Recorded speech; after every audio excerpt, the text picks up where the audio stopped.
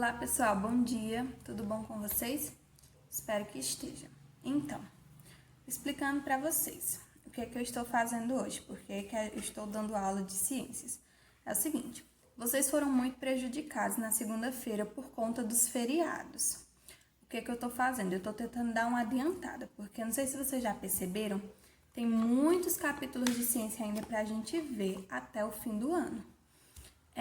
Já artes e ética só falta um capítulozinho, justamente por conta que ciências foi bastante prejudicado por conta desses feriados e daquele momento que a gente estava sem aula também. Por isso que eu estou tentando pegar esse dia para dar uma adiantada. Quando precisar novamente, eu faço de novo. Semana que vem, segunda-feira, vocês vão ter ciências, quinta-feira vai ter artes e ética normalmente. Eu só estou fazendo isso por hoje e outras vezes quando eu avisar novamente que vou precisar fazer, tá ok? Então vamos lá, vamos encerrar o nosso capítulo de fungos hoje.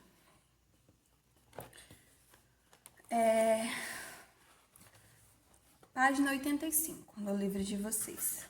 Vamos entender essa parte aí que ele fala que os fungos são parasitas. Se há fungos que vivem da matéria morta, há também aqueles que tentam viver da matéria viva. Há espécies de fungo que se aproveitam e prejudicam bastante outros seres vivos, provocando doenças e até a morte. Processo chamado de parasitismo. Podemos citar, por exemplo, infecções conhecidas por micoses. Na frieira, por exemplo, a umidade excessiva, o ambiente abafado e a falta de higiene entre os dedos dos pés das pessoas que usam durante muito tempo calçados fechados são as condições de que o fungo precisa para se proliferar, gerando lesões e inflamações na pele. Por isso, é fundamental trocar de meia todos os dias e, se possível, também não usar o mesmo par de sapatos a semana inteira. Olha o exemplo aqui da foto, na página 86, o exemplo aí de uma micose. Esse aí acontece no pé, é o tipo frieira. Isso aí que ele falou é no pé de um atleta, que provavelmente fica muito tempo de tênis, né? Esse é o exemplo que ele está dando. Os fungos, em geral, estão por toda parte, dentro e fora de nós. Geralmente em equilíbrio, condições como as que descrevemos acima e muitas outras, como a baixa imunidade,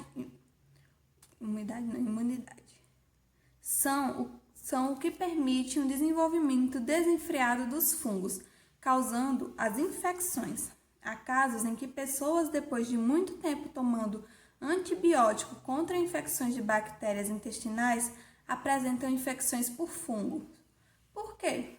Ora, se nosso organismo, como já vimos, esses seres disputam áreas com abundância de alimentos, como aparelho digestório, em equilíbrio até nos ajudam na digestão. Mas se as bactérias, por acaso, diminuem bastante, os fungos ganham espaço para crescer. Daí surge o problema. Devemos estar atentos para os riscos da automedicação e para a importância de seguir à risca as prescrições do médico.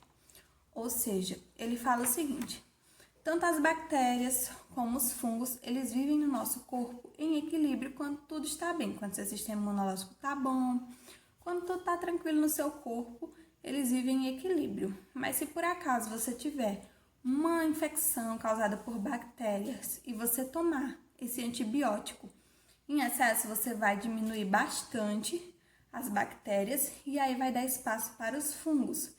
E aí os fungos vão lá e vão causar outra infecção. Aí você vai ficar doente novamente.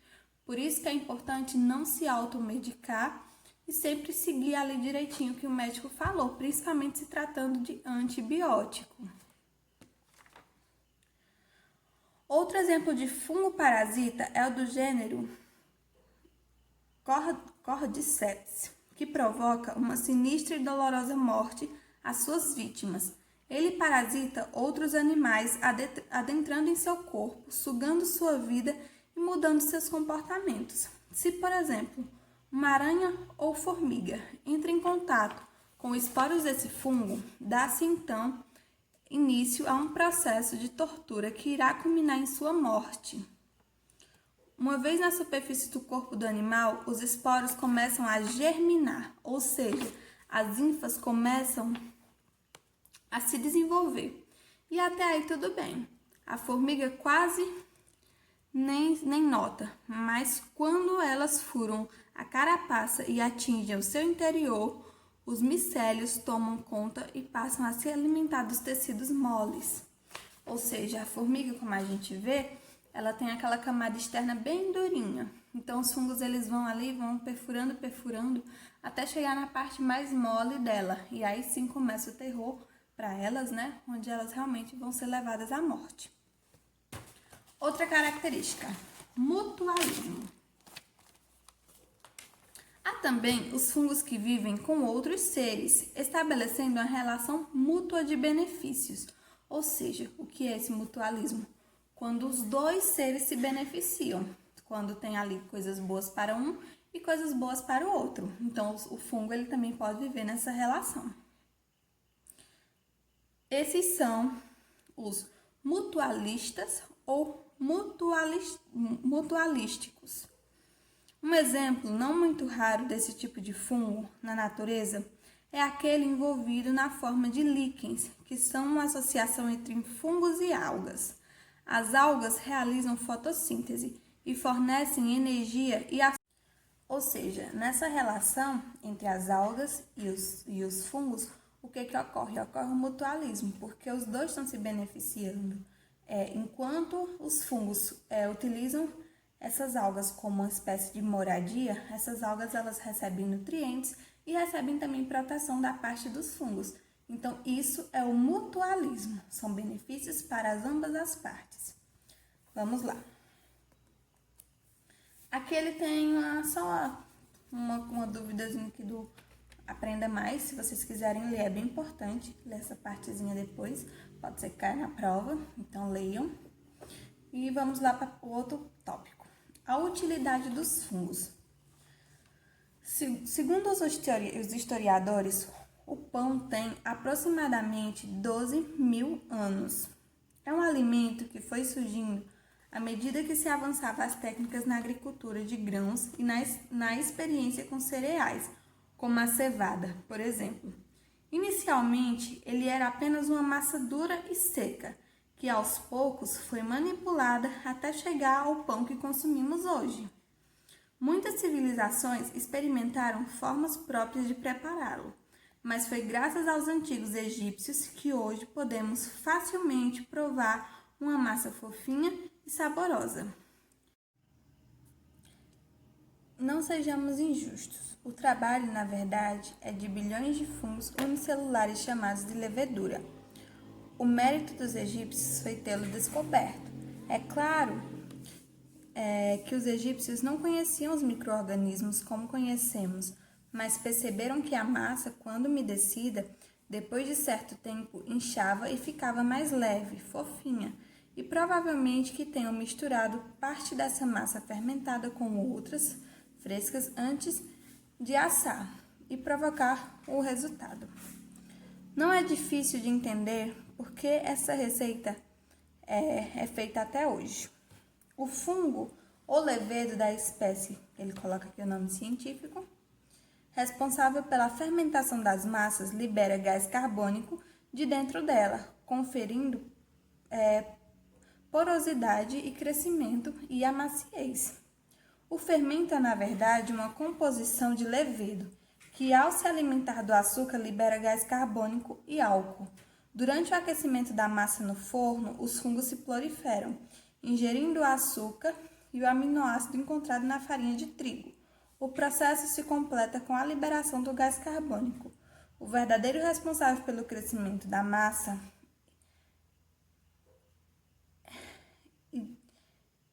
e que garante o sabor da mesma. Outra substância chamada glúten, também encontrada na farinha de trigo, confere a elasticidade à massa, permitindo que o gás carbônico fique aprisionado em pequenas cápsulas no seu interior, tornando a massa mais esponjosa, macia e fofa. O fermento chegou a ser cultivado pela população dentro de casa, mas hoje em dia é industrializado em um processo de secagem que o converte em pó, tornando as leveduras mais inertes. Ao adicionar a água na hora de fazer a massa, elas voltam a ficar ativas. Ou seja, como a gente viu aí na produção do pão, que é um alimento utilizado há muito e muito tempo, é utilizado justamente o levedo, que é um tipo de fungo. Então, você vê a importância de fungos até no nosso alimento. Então, veja que não é uma coisa pequena. Existem vários tipos de fungos. Aqueles que a gente se alimenta, aqueles que já existem no nosso corpo, aqueles que podem nos causar muito mal. Então, são vários. Não se prendam como se fosse um tipo só. Provavelmente, vocês já viram esse aqui, ó, da página 89. É o mais conhecido. Esse aqui é uma imagem ilustrada na página 89 do champignon. Eles são cogumelos comestíveis e pertencem ao grupo conhecido como cogumelos de chapéu, que por sua vez está inserido em um enorme grupo chamado de Basidiomycetus. Esses cogumelos de chapéu a gente já estudou sobre eles, né? Que eu falei pra vocês que a gente via muito na televisão, nos desenhos. Pronto, ele pertence a esse grupo e ele é também um cogumelo comestível. Não sei se alguém já chegou a comer aqui, mas ele também é comestível. Então é isso. Finalmente concluímos esse capítulo. Como atividade, vocês vão fazer da página 89 a 92. São essas paginazinhas. Tem duas atividades. Tem o Ciência e Reflexão, que é mais escrita, e tem o Ciências no Vestibular, que é só de marcar. Então, não é muita coisa, porque esse aqui vai de 1 a 5 e essa outra vai de 1 a 11, mas ela é só de marcar. Então, é mais fácil, tá certo? Então, façam essas paginazinhas que eu vou estar esperando. Então, é isso, pessoal. Um beijo e até a próxima aula.